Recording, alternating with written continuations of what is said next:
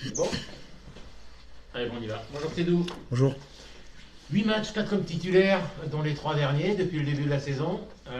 Tu t'attendais à avoir autant de temps de jeu, franchement, au mois d'août? Pas vraiment. Pas vraiment. Je m'attendais à aller chercher du temps de jeu avec les entraînements et essayer voilà, de prendre ce qu'on me donnait, mais agréablement surpris de ce qu'on me donne et je le vis à fond. Bon. Et tu as saisi ta chance finalement, quoi. Ouais, comme j'ai dit, je joue à fond et j'essaie de faire au mieux possible et en espérant satisfaire tout le monde. Tu étais venu nous voir en conférence de presse la saison dernière, je me souviens une fois, je crois que c'était après un match, où tu exprimais tout ton plaisir, ton enthousiasme de te retrouver là avec les seniors, ce qui n'était pas forcément prévu en début de saison dernière. Tu as gardé ce même enthousiasme, cette fraîcheur, c'est toujours le même regard. C'est ça, c'est la même, voire décuplée, parce que bah, l'appétit vient en mangeant, donc à force d'avoir du temps de jeu, j'en veux encore plus et j'espère que ça va durer longtemps. Pilier droit, ça demande de l'expérience. Ça demande, oui, de l'expérience, un petit peu d'ancienneté. Souvent, les piliers droits ont un âge, pas avancé, mais un âge certain. Toi, tu es tout jeune. C'est une difficulté supplémentaire pour toi, par moment, face à des vieux briscards. Bah forcément sur les petits vices par exemple dans le secteur de la mêlée forcément j'ai pas tous ces petits vices là, j'apprends à l'entraînement avec Ratchik, Omar, Elias. Et bah moi, quand on me met sur la feuille, j'ai pas ça en tête. J'y vais à fond et je me dis que si je suis là, c'est qu'il a confiance en moi et voilà, j'essaie de donner le maximum à chaque fois. On croise des vicieux sur les terrains. Oui, oui, oui, quand même.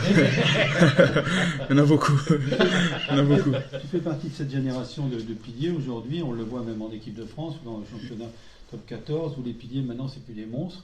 C'est des garçons très athlétiques, à la fois costauds en mêlée et joueurs après et qui manient bien le ballon. C'est un petit peu ce que l'on te vante comme qualité, tes entraîneurs. C'est ce qu'ils disent de toi. Bah oui, moi je suis pas. C'est vrai que j'ai un profil atypique. Je le sais depuis longtemps, j'ai un profil atypique. Mais après, moi, on m'a toujours dit d'en gros jouer avec mes qualités. Donc, j'aurais pas les mêmes qualités qu'un joueur qui fait 130 kilos, qui va être un pilier de mêlée. Moi, c'est plus, voilà, je vais plus miser dans le déplacement, voilà, dans tout ce qui est le jeu. Et donc, j'essaie de pas de me calquer sur ce qui se fait, mais j'essaie de jouer avec mes qualités et de les améliorer et améliorer aussi mes défauts. Donc, Justement, tu as déjà marqué 2 essais en 18 matchs en première, je crois. Nous, avec Didier, on est vieux, on a connu beaucoup de piliers qui n'en ont jamais mis 2 dans toute leur carrière, hein. Non, non, C'est non. c'est quelque chose de particulier, marquer un essai. bah oui, franchement, c'est particulier. Ça fait bizarre d'être dans l'embut. Mais voilà, c'était les deux essais que j'ai mis, c'était à chaque fois grâce au collectif et je les remercie. Ça aurait pu être quelqu'un d'autre, ça a été moi, mais sinon c'était le travail d'équipe et j'espère qu'il y en aura d'autres de l'équipe, tout Ouais. simplement. Ça récompense tes qualités d'explosivité aussi, non? C'est quelque chose que tu travailles beaucoup. Oui, on travaille tous, on travaille à l'entraînement et c'est des qualités que j'ai et que j'essaie de mettre le plus possible à profit du groupe. Et donc, comme j'ai dit, c'est un travail d'équipe et c'est moi qui l'ai mis cette fois-ci, mais ça peut être quelqu'un d'autre et je serai fier de la même façon. Justement, le collectif, c'est d'où on a fait ces deux premiers blocs, 10 matchs joués déjà. Il y a toujours ces petits regrets des matchs perdus à domicile, mais globalement, vous faites une bonne entame de saison. Bien sûr, il y a ces regrets comptablement, il y a les regrets des matchs perdus à la maison, même si bah, la saison ne s'arrête pas là. Il faut continuer et essayer d'aller prendre des points à l'extérieur, mais voilà, on va jouer tous les matchs à fond et on va essayer partout où on va, c'est pour essayer de gagner. Le Donc bilan voilà. est positif, la balance est positive malgré tout. Oui, quand même. Je pense que quand même c'est positif dans le groupe. Voilà, on vit bien et on reste quand même tous motivés. Tu parlais tout à l'heure du vice que tu peux retrouver chez des piliers adverses, par exemple. Tu as 20 ans, tu croises souvent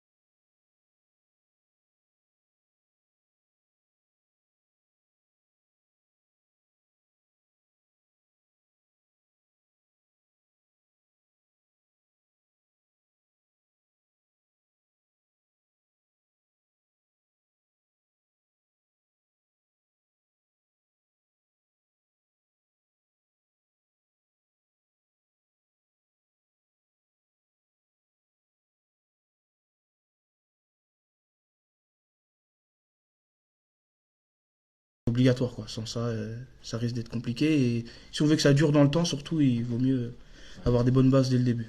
Tu parlais tout à l'heure de Kevin, de la présence de Kevin Lebois et de talonnage, et aussi Olé, ADI. C'est deux joueurs qui ont un sacré parcours, sacrée expérience. Tu apprends beaucoup à leur côté? Énormément, énormément. Et c'est que du bonheur de les avoir. C'est une chance que je pense tout le monde s'en rend compte. Et voilà, on leur pose des questions quand on a des doutes. On apprend à leur côté. Et franchement, c'est super. Un bloc qui arrive là, qui va être pas simple. On ne peut pas parler de jeu, mais au moins des équipes que vous allez rencontrer. La préparation a été soutenue et montée d'un cran par rapport à ce bloc-là. Je pense que les blocs sont tous préparés de la même façon. Peu importe le nom qu'on a en face, on part pour gagner, on part pour chercher des points. Et moi, tous les matchs que je joue, c'est comme des finales à chaque fois. Moi, j'ai pas de retenue, je m'envoie à chaque fois. Peu importe le nom qui est en face, on y va pour gagner. On t'a vu arriver très vite, du coup, en équipe première au SA15, en moins d'1 an. C'est quoi ton parcours avant? Tu es originaire d'où? Moi, je suis de Poitiers. D'accord. Poitiers, donc j'ai joué au Stade Poitvin pendant 3 saisons. J'ai commencé en U16. Et après ça, je suis arrivé à Angoulême en 2e année U18. Donc depuis, je suis angoumoisin. Et tu as commencé le rugby qu'en U16, du coup? En U16, c'est ça, à mes 16 ans. Et tu faisais quoi auparavant? Avant, plus jeune, j'ai fait du judo. Et après, beaucoup de foot. Vraiment beaucoup de foot. Beaucoup de foot. Bon, avec ton gabarit au foot, ça allait? Beaucoup de foot. Je jouais un peu trop à l'épaule. C'est pour ça que j'ai basculé après on m'a fait essayer le rugby et depuis, je m'y plais. Et tu jouais quel poste? Je jouais défenseur central. Ah ouais. J'ai joué défenseur longtemps. Mathias Grondin n'aurait pas trop fait à côté, quoi. Ah ça, latéral droit, il aurait été bien. C'est d'où tu disais, on joue tous les matchs pour prendre au moins des points à défaut de les gagner. Vendredi, il y a Grenoble. Comment tu les abordes? Qu'est-ce que tu en as retenu de cette équipe, si vous l'avez déjà travaillé si tôt dans la semaine? Oui, on a vu que c'était une équipe très solide, très solide, comme beaucoup d'équipes en Pro D2. Et moi, personnellement, je ne suis pas intimidé ou quoi. On y va pour jouer à fond et voilà, on va jouer avec nos qualités et on va essayer de leur poser des problèmes. Rapidement, le gap entre National et Pro D2, toi sur ton poste, tu le sens quoi dans la récurrence de l'effort, plus dans les mêlées? Qu'est-ce qui a vraiment changé entre les deux niveaux? C'est beaucoup plus précis et les sanctions elles sont beaucoup plus immédiates. Si je fais une faute par exemple dans ma routine ou quelque chose, là je le sens directement et c'est des piliers beaucoup plus rodés, beaucoup plus ils ont plus de vis et tout ça, donc ça a beaucoup plus de précision, je dirais. Ça se travaille en entraînement. C'est ça, avec Younes. Avec Younes. C'est ça. Ok. Merci. Merci à vous. Merci. On va passer de beaucoup de foot, beaucoup de fautes. Je leur dis que je t'ai un petit mot. Pareil, t'as perdu au Denis Ballon en plus. J'ai pas perdu, mais j'ai pas gagné. Ça, c'est... J'ai pas fini dernier, c'est ça le truc. C'est quoi la nuance entre j'ai pas perdu et j'ai pas gagné? Non, c'est un tournoi, c'est une tournante. Donc tu gagnes pas, mais tout c'est de pas finir dernier, quoi. Bon, on enchaîne, hein? Ah, ouais. Bon, Vincent, tu nous disais il y a quelques semaines que tu dormais très mal après les fêtes. Bon, vous étiez après Agen, tu as bien dormi dans les vacances? Peu, parce que je suis parti en vacances, donc j'avais un avion très tonnant. Bien sûr que c'est plus facile, hein, surtout des matchs comme ça, contre Agen, qui était une équipe référence. Quand on les a joués, parce qu'ils sortaient de 5 victoires, et puis une équipe qui vise clairement la montée en top 14. Donc c'était bien, puis surtout c'était bien sur le contenu. C'est pas le match parfait, mais sur le contenu, on a la possession, comme par hasard, la fiche statistique, elle est 100 fois meilleure. Il y a moins de plaquages ratés, il y en a peu, il y a moins de fautes. Et le résultat est là. Et le seul regret, c'est qu'on aurait dû le tuer un peu plus tôt. Entre la 50e et la 60e, on a les occasions de se mettre à l'abri avec 9, 12 points. Et on ne le fait pas. Et donc on tremble jusqu'au bout en leur donnant une fin de match où ils ont tenu un peu le ballon. Mais sinon, c'était un match plutôt maîtrisé. Justement, tu parlais du fait que ce soit Agen, au-delà des 4 points de la victoire qui sont précieux. Pas que cette équipe d'Agen qui est restée sur ses 5 victoires, ça a une signification particulière, c'est donc pour le mental. Oui, c'est important. Après, pour le club, Didier notamment me rappelait avant le match que Angoulême avait rarement battu des top 6 ou quasiment jamais. C'est Bayonne quand tu étais venu. Voilà, donc c'est pour ça. Donc on a vaincu le signe indien. Voilà, c'est bien. C'est important de battre une équipe qui était en forme. On sait qu'en plus on va en recevoir une deuxième qui est encore plus en forme, je trouve, c'est Oyonnax. Mais entre Oyonnax et Agen, il y aura eu Grenoble dès vendredi et c'est ce match qui nous intéresse. On parlait, quand on a eu l'occasion des conférences de presse, de mêlée qui n'était pas très stable, de touche qui n'était pas très performante. Là, contre Agen, on a eu l'impression que vous avez pu valider la totalité du travail que vous aviez entrepris depuis le début de la saison. C'était un petit peu ça le goût à la fin du match. Ouais, c'est un match qu'on maîtrise jamais tout, mais nos sorties de camp sont bonnes, notre conquête elle est plutôt propre, il y a toujours un peu de déchets, mais elle est plutôt propre. Voilà, on n'a pas pu mettre le volume qu'on voulait, mais sur les premières séquences, on marque un essai après avoir balayé le terrain, après avoir fait du large, sur du pick and go, donc on a été efficace en zone de marque, là où c'était aussi un marqueur important de notre évolution. Donc une discipline correcte, une bonne défense, des ballons, que ce soit sur touche et sur mêlée, et une efficacité à peu près retrouvée. En plus avec Manu Sobus qui fait quasiment, à part sa première pénalité, du 100% derrière. Voilà, c'est quand les voyants sont au vert comme ça, c'est plus facile de gagner un match. Vous parlez de Grenoble, premier match de ce dernier bloc, 4 déplacements, la réception du leader Oyonnax. C'est du copieux. Vous l'abordez dans quel état d'esprit, avec quels objectifs? Bon, les objectifs, moi je les ai pas fixés pour les joueurs, parce que des fois je suis trop ambitieux pour eux. Mais on s'est fixé un objectif de 8 points. Alors, allez savoir comment on va le faire. Ils m'ont pas détaillé les comptes, mais voilà, c'est l'équivalent de 2 victoires. Et sur un bloc, on se déplace 4 fois sur 5, ça serait très bien. Donc, on va dire que 8, ça va être le minimum. Bien. Au-dessous de 8, on sera déçu. Et au-dessus de 8, ça sera du bonus. Sur ces 4 déplacements, il y a Massy et Montauban qui bataillent avec vous en bas de tableau. C'est des déplacements plus ciblés ou... Non, parce qu'on n'a pas le luxe de choisir. Non. Il faut qu'on aille. On a un groupe qui s'est étoffé, je le répète, à chaque conférence de presse. Voilà, il faut continuer à mettre de la concurrence, de l'émulation. On va continuer à faire tourner, parce qu'il y a des joueurs qu'on a fait un super entraînement aujourd'hui, notamment au niveau de l'engagement et de la part des 2 équipes qui étaient sur le terrain. Donc voilà, on va aller à Grenoble, parce que Grenoble, c'est sûr, c'est dur de se déplacer. Mais les équipes savent que dans cette Pro D2, il y a de plus en plus de victoires à l'extérieur, et que quand on reçoit à la maison, on est vite sous pression. Et Grenoble, c'est une équipe qui a de la qualité, qui a été capable de gagner à l'extérieur, mais qui chez elle tremble. Et le dernier match contre Nevers, s'ils le perdent, il n'y a rien à dire. Donc il va falloir qu'on aille les embêter. Mais faire ce qu'on n'a pas su faire, notamment à Aix-en-Provence, c'est-à-dire aller faire un bon début de match pour mettre cette équipe dans le doute, parce que c'est pas une équipe, je le répète, même si elle est supérieure à nous, si elle est mieux classée, qui inspire beaucoup de confiance quand elle joue à domicile. Justement, quand on regarde leur stats, ils sont 3e effectivement au classement. Ils ont la 14e attaque de Pro D2. Ils ont un goal average largement négatif. C'est étonnant comme stat. Mais il y a des équipes qui ont de la réussite. Après, ils vont se la chercher, parce qu'ils tapent fort, parce que c'est organisé.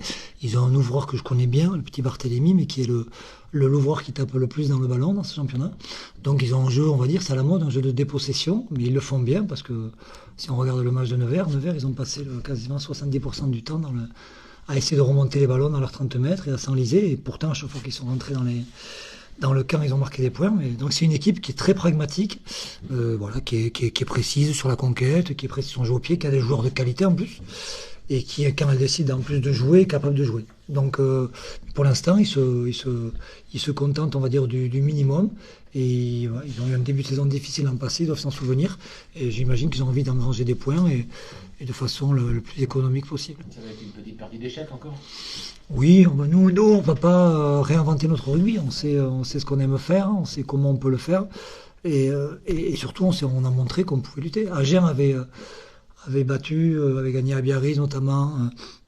Et avait battu aussi, c'était Vannes en jouant un rugby minimaliste sur des équipes qui avaient voulu faire du large, qui s'étaient fait contrer. Voilà, nous on a essayé d'alterner contre Agen, on ne va pas se renier non plus. Donc c'est trouver un équilibre entre la possession et puis quand on n'a pas le ballon, c'est mettre l'adversaire sous pression. C'est ce que cherchent tous les entraîneurs, j'imagine. Le rugby a évolué pendant un moment, on a cru que le rugby allait devenir du 13, où ça tapait beaucoup, et puis maintenant on est sur un jeu de ping-pong, de dépossession. Qu'est-ce que tu préfères, toi, comme jeu? Je sais pas l'impression que... Mais si vous me donnez le choix, moi, entre les deux, il y a une troisième solution. C'est ce que, même si les Écossais ont perdu, c'est ce qu'ont fait les Écossais contre l'All Black. Ils jouent au rugby. Les Français ont fait un match magnifique, mais je me suis emmerdé. Pas sur le jeu, après sur l'intensité physique, sur l'intensité, sur les chocs, bien sûr. Il y a de la violence, comme on dit, mais c'est pas. Moi, je me suis régalé avec Écosse All Black. Donc on a tous les rugby's sont possibles. On peut mettre du ping-pong, on peut faire ce qu'on veut. Le tout, c'est que voilà, sur les Écossais, ils mettent 1 ou 2 ping-pong, mais dès qu'il y a une opportunité de contre-attaquer, ils contre-attaquent.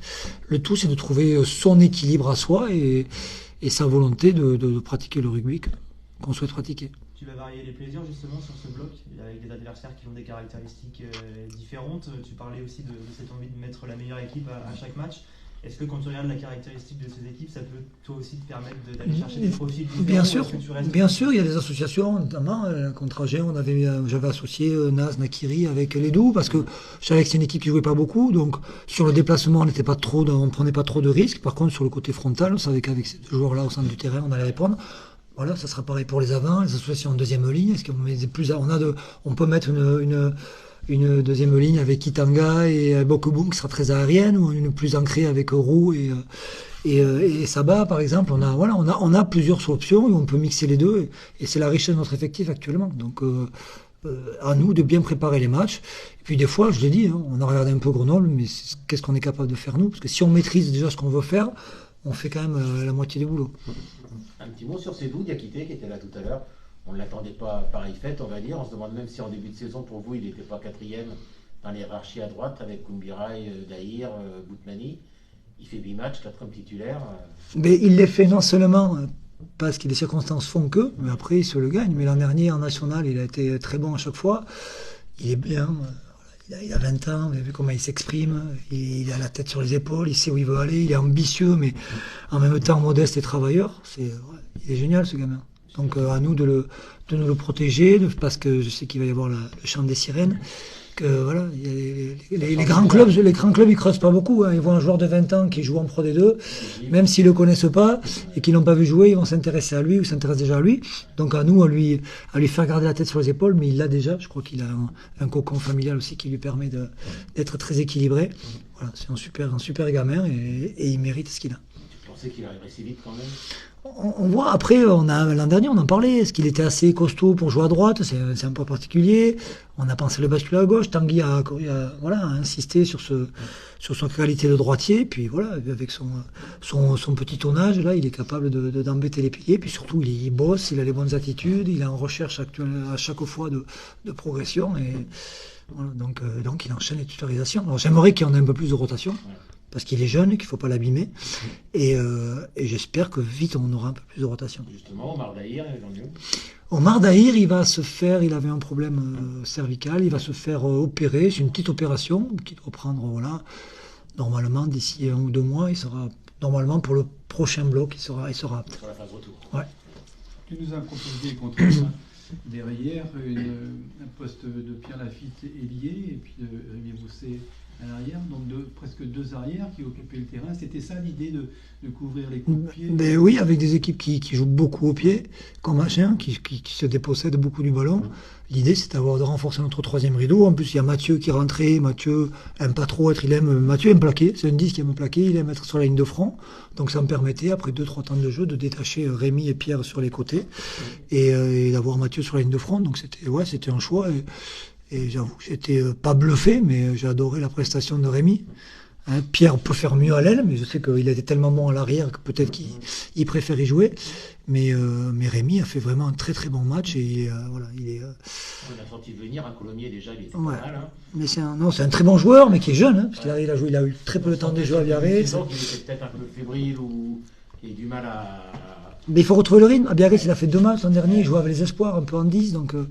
Il faut laisser, mais il y a du rugby, c'est un gosse adorable qui s'est vite fondu dans le groupe, et en plus, rugbystiquement, il est surprenant parce qu'il est ferme et c'est une lame, il transperce les défenses, il est très bon sur les timings, sur les ballons hauts, il est courageux. À un moment donné, il y a eu une percée en fin de match, il vient plaquer le joueur qui perce, là, il vient lui casser les genoux, donc il a de la qualité. Tant mieux, et on le répète, entre Pierre et lui à l'arrière, puis le petit Gilles Dubec, on sait qu'à ce poste-là, on est bien.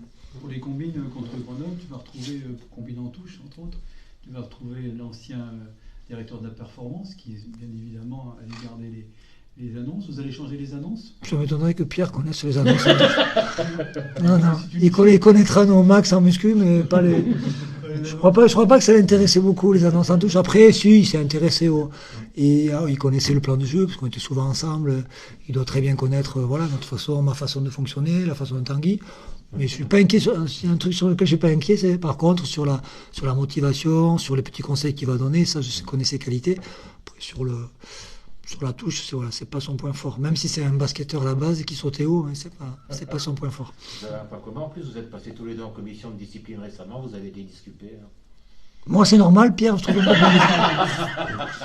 a eu la bonne surprise de Gauthier Giboin contre Agen qui s'est transformé en mauvaise surprise puisqu'il est ressorti. Quelles sont les nouvelles de Gauthier? Mais il est ressorti juste par précaution parce qu'il sentait qu'il avait des mollets. Bon, il est aussi, il rentre dans l'âge. Hein, et il avait le mollet un peu, il sortait une blessure mollet. Le mollet commençait à être un peu dur, avait des crampes, donc on n'a pas pris de risque. Et puis on savait que dans son profil, avec la rentrée d'Hubert, on ne serait pas déçu.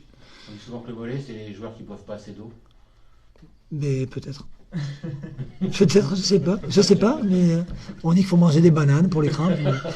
Il y a des croyances comme ça, mais je sais pas. Franchement, je sais pas. Au niveau de l'infirmerie, autrement, vous en êtes où? Il reste des blessés à part Koumbira? Ben voilà, tu avais parlé de Michael tout à l'heure. Il y a Bastien Tugaillet qui va repasser sur la table d'opération, hélas. Voilà. Pour les adducteurs. Ouais, pour les adducteurs, cette fois, c'est une hernie, mais c'est toujours dans la même zone, mais là, c'est après une hernie, c'est les adducteurs qui vont être directement touchés. Donc voilà, Bastien. Et après, on a parlé de... Sukeli Nabout en pleine forme, Olé Aveillé aussi, même si... Non, on a des... Voilà, c'est Omar Dahir dont on a parlé tout à l'heure. Derrière, on a tout le monde. Zango, lui, il est apte à s'entraîner. Pour l'instant, comme c'était au niveau cervical, on attend un peu que son cou se renforce pour pouvoir le remettre dans les contacts. Mais il s'entraîne dur et il est prêt physiquement.